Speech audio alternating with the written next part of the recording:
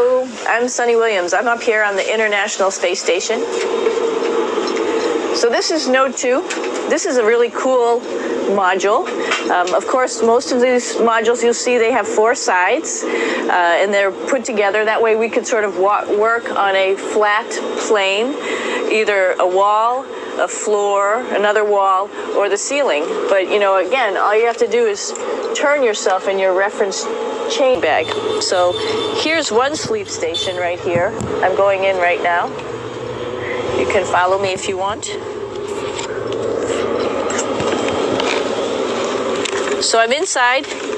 It's sort of like a little phone booth, but it's pretty comfy. I've got a sleeping bag right here that we sleep in, so we don't have sort of like a little bit of a cover. We don't fly all over the place.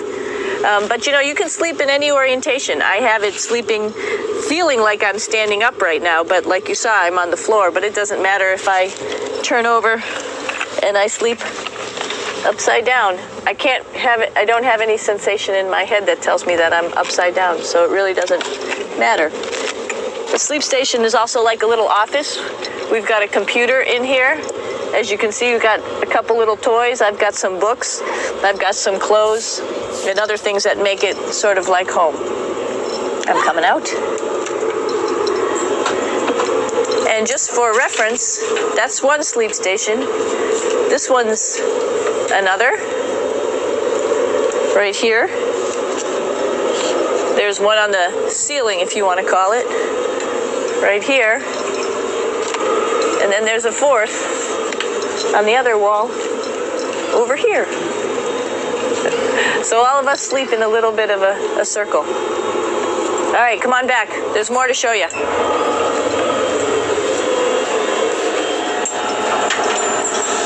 I know that there's some questions about how to use the bathroom and how do you actually live in space like normal, like at home. I mentioned real quickly about getting up in the morning and brushing your teeth and washing your face. Well, how do you do that? Well, here is the bathroom, essentially. You get up in the morning and we have a little kit, and it has all the essential things that you need, like your toothbrush and toothpaste and brush. See how much better the brush makes my hair look? I'm just joking. It still stands up straight. It doesn't matter where you are. It's always going to stand up straight while you're up in space. A lot of people ask about toothbrush and toothpaste. So, luckily enough, toothpaste, you can do it upside right this way, is sticky, and so it sticks to your toothbrush. No problem. Another cool thing is that water sticks to your toothbrush too. If you can see it, I'll have some water come out. The water is pretty neat up in space. It'll stick to your toothbrush and it will make a big bubble. And that's just by surface tension. And then you can drink it. So a lot of people ask about what do you do with the toothpaste after you brush your teeth.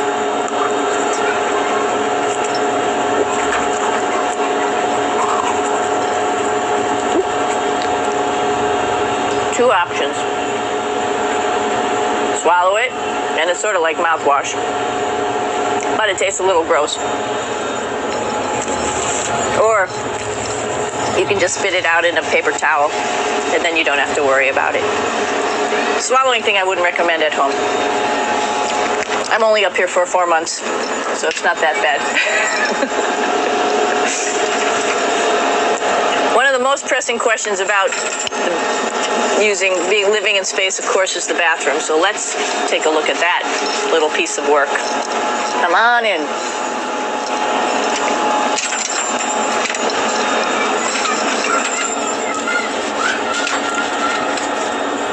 Here we are at the throne.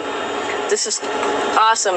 You might see the little, you might have noticed the little moon on the outside. This is our orbital outhouse right here.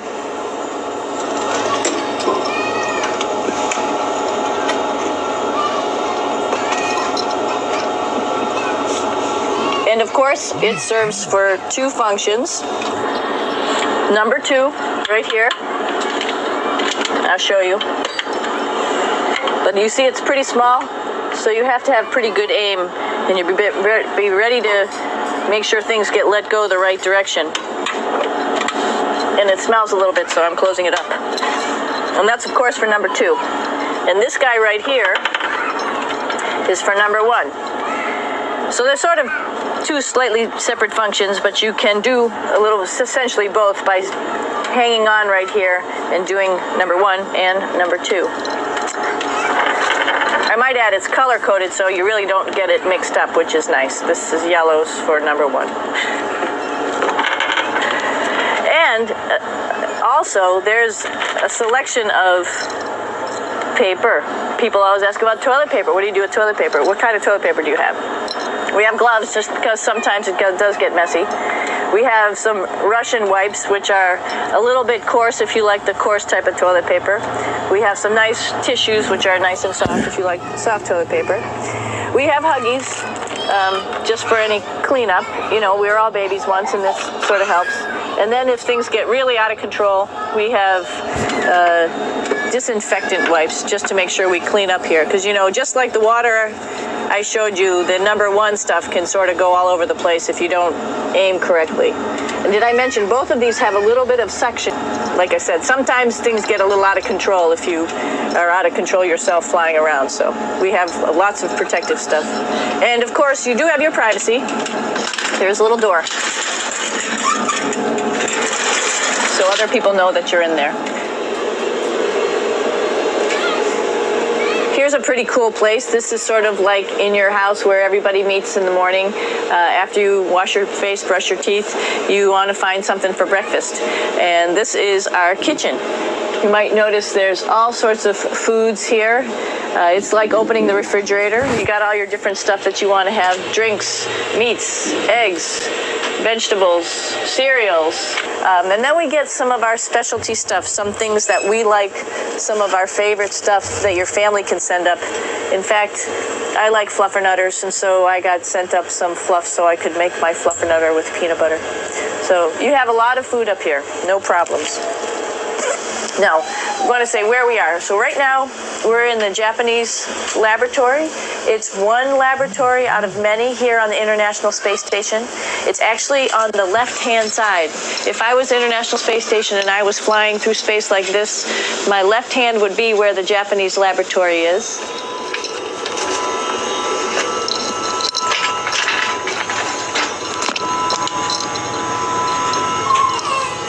So now again, we're on the right-hand side, all the way on the right of the International Space Station. This is Columbus, the European module.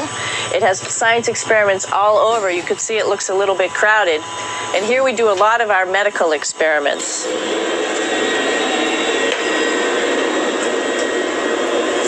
Here we are in the U.S. laboratory. Again, this is a laboratory with science experiments on all of the walls here, all sorts of stuff that we do. And one of the things we also do is we exercise. We have some exercise equipment on board the space station. We need to do that because we lose bone density and muscle mass while we're up here, and that's a result of not having to fight against gravity. So how we keep ourselves in shape are with a bike, a treadmill, and a weightlifting machine. This is the bike. You notice the clip pedals. So all you need to do is actually clip your feet in, and then you can start pedaling. You don't need a seat because you don't sit down. Actually, I haven't sat down for 6 months now, so you don't need any type of seat. Just make sure you're held in with your pedals. You probably see that the bike bounces around a little bit. As I move it, it's not steady and held to the wall firmly. And the reason for that is the space station is pretty big. You saw that there's also solar arrays on the space station. If we start putting any forces into the space station, it's going to make those solar arrays bounce around a little bit. So to prevent that, the machines bounce around a little bit, move around a little bit, and that way we don't put any forces onto the structure of the spacecraft out to the solar arrays. All right, a little farther on. Come on.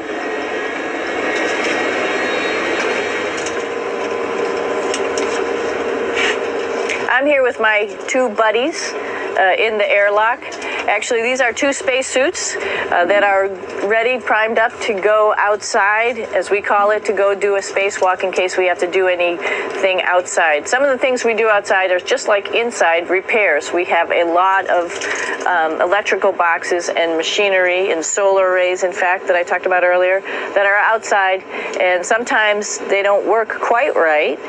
Remember, space is really cold and really hot, and it's also the vacuum of space with no pressure, and so some of the equipment doesn't work well all the time. So we might have to go out and do a spacewalk.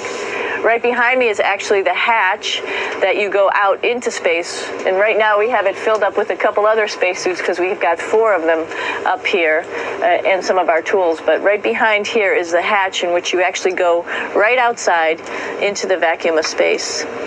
The spacesuit is pretty big, as you can see. It's like being a football player.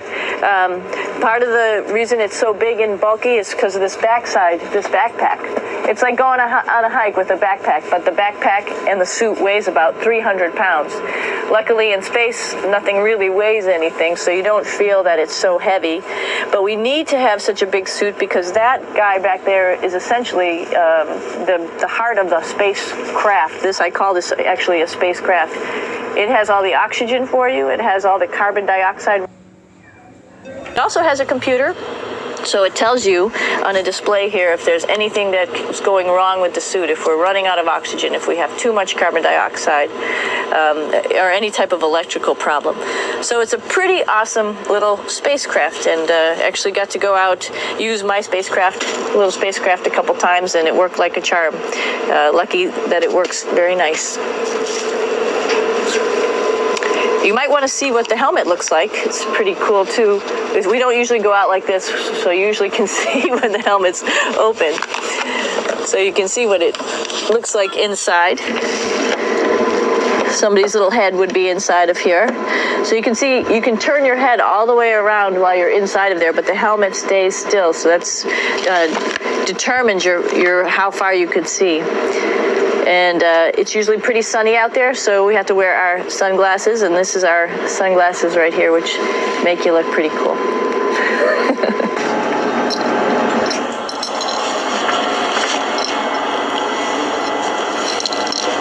It's like a glass-bottom boat. This is the cupola. It sticks down below the space station. It's one of those places you find yourself hanging out in all the time because all you want to do is look back at our planet. I think some questions I had were about what do you do in your free time? And you can't help but want to just come to the cupola and look outside as much as you can. And a lot of folks, I play this game with myself about where we're flying over the Earth. I try to come in here and just guess. After being here for a little while, you can sort of figure it out. You can tell different cloud types over different continents. You can tell different soil types over different continents. So let's see. And then, of course, there's a lot of ocean. So usually we're over the ocean at first glance. I will tell you in just a moment where we are.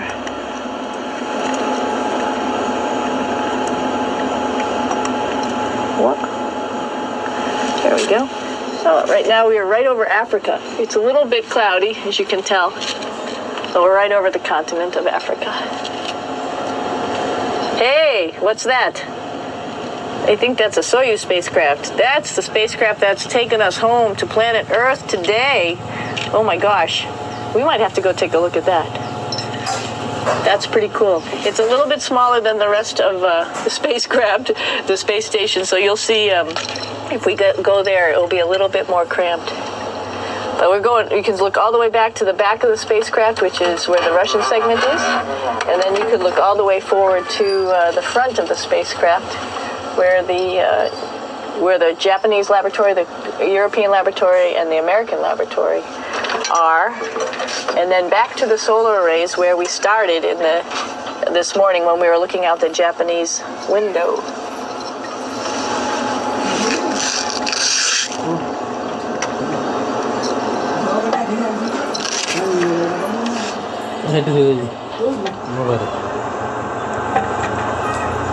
So other questions that were here are, what would you recommend as a job, if so, and to what type of person would want to be an astronaut? I think people who would like to explore, Of course, people who like math and science, that's what this is all about. We have people in the office who are doctors, teachers, veterinarians, engineers, pilots.